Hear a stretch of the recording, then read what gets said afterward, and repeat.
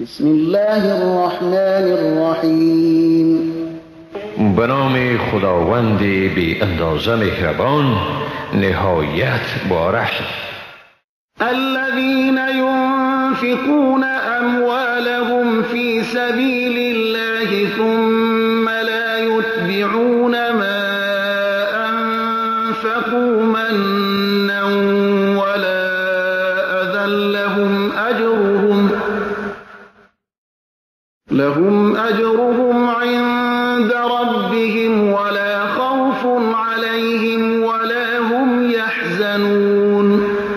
آنانی که دارایی خود را در راه خدا خرج می کنند و در نفقه‌ای که کرده اند منتی نمی گذارند و آزاری نمی رسانند، برایشان ثوابشان نزد پروردگارشان است و بر ایشان ترسی نیست و نی هم ایشان اندوهگین می شوند. قول معروف و مغفرة خیر من صدقة يتبعها أذى والله غنی حلیم. سخن پسندیده و گذشت از خیراتی که در پی آن آزاری صورت گیرد بهتر است. خداوند بی نیاز و صاحب حلم است. یا أيها الذين آمنوا لا تبطلوا صدقاتكم بالمن والأذى كالذي ينفق ماله رئاء الناس ولا يؤمن بالله واليوم الآخر